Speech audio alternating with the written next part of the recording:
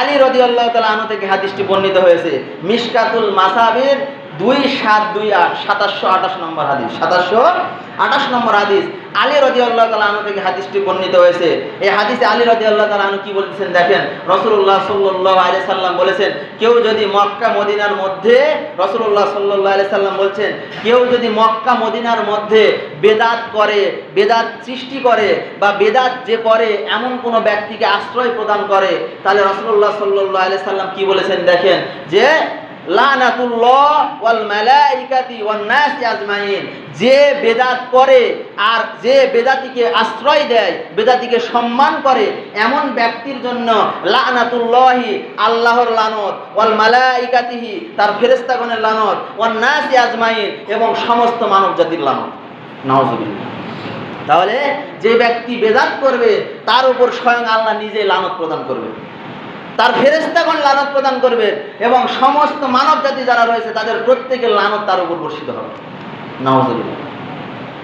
শুধু এটুকু বলে রাসূলুল্লাহ সাল্লাল্লাহু আলাইহি সাল্লাম শেষ করেন না, এটুকু বলে শেষ করলে তো হতোই। রাসূলুল্লাহ সাল্লাল্লাহু আলাইহি সাল্লাম বলছেন যে ওয়ামান ইয়ুকবালু মিনহু, এবং ওয়ালা ইয়ুকবালু মিনহু, তার কোনো আমলই কি হবে না, কবুল হবে না। সরফুন ওয়ালা আদলুন, তার ফরজ নফল যত রকমের আমল রয়েছে কোনো আমল আল্লাহর দরবারে কবুল হবে না। নাউযুবিল্লাহ। তাহলে একটু মনোযোগের সাথে শুনেন কি বললাম, যে রাসূলুল্লাহ সাল্লাল্লাহু আলাইহি সাল্লাম বললেন যে বেদাত করবে, শুধু বেদাত করবে না, এমন একজন ব্যক্তি বেদাত করে, বেদাতের রাস্তায় মানুষকে নিয়ে যায়, অমন ব্যক্তিকে আপনি দাওয়াত দিয়ে নিয়ে এসে সম্মান করলেন, অমুক ব্যক্তিকে আশ্রয় দিলেন, সমাজের নতুন একটা বেদাত প্রতিষ্ঠা হলো, এমন যদি আপনার মাধ্যমে হয়, কিভাবে হয়? উদাহরণ হিসেবে আমি বলতে পারি, এমন একজন হুজুর আসলো, আপনার বাবা মারা গেছে, আপনাকে বলল যে ভাই 20 জন হোক 10 জন হোক অন্তত 5 জন হোক হাফেজকে নিয়ে এসে এক পারা কোরআন পুরো খতম করে দেন, এটা অনেক ভালো কাজ। এখন যদি এটা শরীয়তের সাথে না থাকে তাহলে আপনার অবস্থা কি হবে বলেন? এমন একজন ব্যক্তি আপনাকে এসে উপদেশ দিল, আর তার কথায় আপনি লাফাতে লাফাতে তাকে সম্মান করে বললেন, ভাই অনেক সুন্দর একটা কথা বলেছেন, চলেন একটু ব্যবস্থা করি। অমন ব্যক্তিকে যে প্রশ্রয় দিলেন, অমন ব্যক্তির পথকে আপনি প্রশ্রয় দিলেন। এই কারণে রাসূলুল্লাহ সাল্লাল্লাহু আলাইহি সাল্লাম বলছেন, যে নিজে বেদাত করবে আর যে বেদাত করে তাকে আশ্রয় দিবে, তার কি হয়ে যাবে? তার উপর আল্লাহর লানত, ফেরেশতার লানত, সমস্ত মানুষের লানত। শুধু এটুকুই নয়, ওয়ালা ইয়ুকবালু মিনহু, আর তার কোনো কিছু কবুল হবে না। কি কবুল হবে না? সরফুন ওয়ালা আদলুন, ফরজ এবং নফল যত আমল রয়েছে কোনো আমল আল্লাহর দরবারে কবুল হবে না। নাউযুবিল্লাহ। তাহলে বেদাত করা কি চলবে ভাই? বেদাত করা কি চলবে? বলেন না একটু, চলবে? কখনোই একজন মানুষ পরকালীন জীবনে নাজাত যদি পেতে চায় তাহলে তাকে অবশ্যই বেদাত থেকে যথাসম্ভব দূরে থাকতে হবে। জীবনের বিনিময়ে হলেও বেদাত থেকে দূরে থাকতে হবে। কোনো আবেগ দিয়ে ধর্ম পরিচালিত হয় না। আবেগের বশবর্তী যদি হয়ে যান তাহলে আপনি বেদাতের অন্তর্ভুক্ত হয়ে যাবেন। আল্লাহ তাআলা বেদাত থেকে আমাদেরকে হেফাজত করুন বলে আল্লাহ আমিন।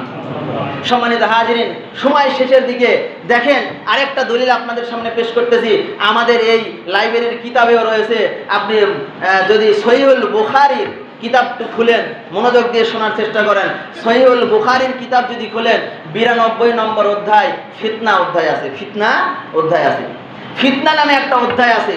এই অধ্যায়ের হাদিস নম্বর 7048 নম্বর হাদিস।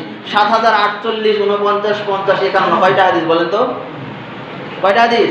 4টা হাদিস, পরপর 4টা হাদিস ইমাম বুখারী রহমতুল্লাহ আলাইহি নিয়ে এসেছেন ফিতনা অধ্যায়ে। নিয়ে এসে 7048, 49, 50, 51 এই 4টা হাদিস নিয়ে এসেছেন, একই রকম হাদিস। এই হাদিসটা নিয়ে এসেছেন বেদাত করলে তার কি ক্ষতি রয়েছে এই বিষয়ে হাদিসগুলো বর্ণিত হয়েছে।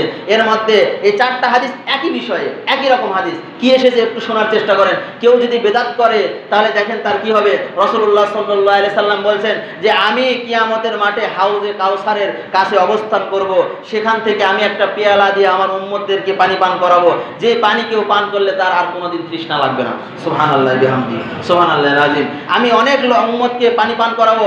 এমত অবস্থায় একদল উম্মত আসবে, একদল মানুষকে নিয়ে আসা হবে, তাদেরকে যখন আমি পানি পান করাতে যাব, এমত অবস্থায় আল্লাহর ফেরেশতা তাদেরকে সেখান থেকে নিয়ে চলে যাবে, নিয়ে তাদেরকে সেখান থেকে পানি পান করানোর জন্য নিষেধ করবে।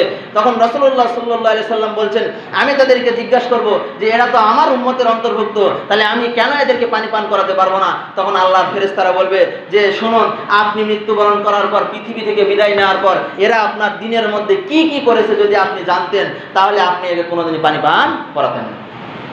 এমতো অবস্থায় রাসূলুল্লাহ সাল্লাল্লাহু আলাইহি সাল্লাম যখন জানবে যে রাসূলুল্লাহ সাল্লাল্লাহু আলাইহি সাল্লাম যে দিন পথ মত রেখে গিয়েছে এর বিপরীতে নানা মত পথ সৃষ্টি করেছে, এমন যদি কেউ হয়ে থাকে যে আপনি আজকে সম্মিলিত মোনাজাত করতেছেন, যদি এটা শরীয়তে না থাকে তাহলে আপনি হাউজে কাউসারের পানি পান করতে পারবেন না।